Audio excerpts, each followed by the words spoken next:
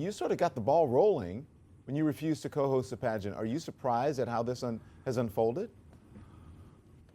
Well, yes, good evening first, and thanks for this opportunity. I'm very surprised because I never expected so many people, going in this path and really going against Donald Trump and everything that he has said and done against Mexico. Yeah. I want you to take a listen, Christian, to what Donald Trump had to say today in defense of his immigration comments. Here it is. Hundreds of thousands of people, illegals, coming over the border. Hundreds of thousands in jail. Federal jails, state jails, local jails. The crime is enormous. When I mentioned that, people went crazy. What a terrible thing.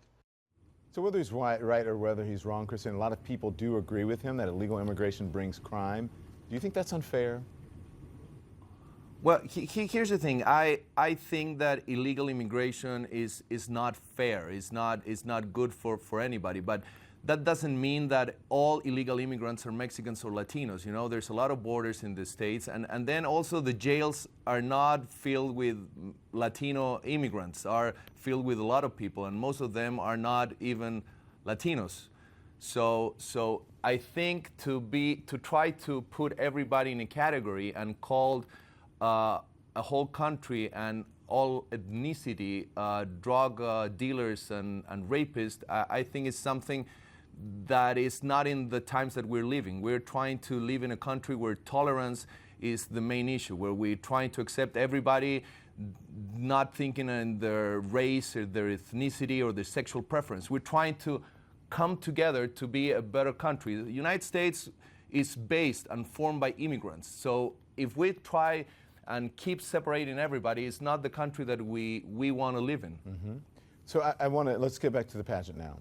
Because the pageant has no host, it has no broadcasters. Here's what Donald Trump said about that.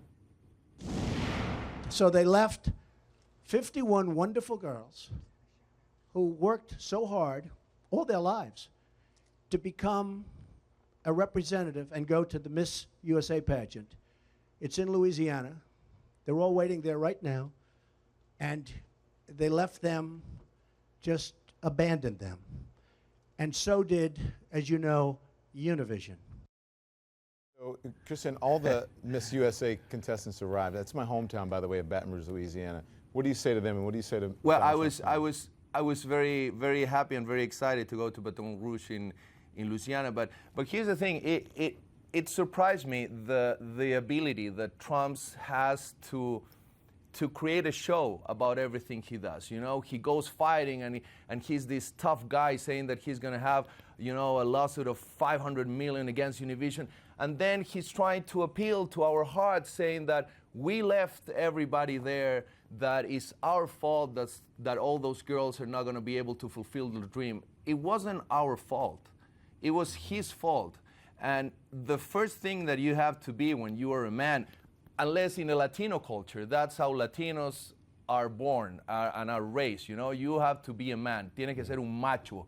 And in order to do that, you have to realize when you do a mistake, and you have to be sorry sometimes, and you have to say that you're sorry, and you have to fight for what you believe. And in this case, it's funny, and it makes me laugh that now he's blaming us that we left them with the dream. He did it. It's all on him. It's his fault, and because of what he's done, is the nobody wants to be in business with him. It's not that everybody's wrong.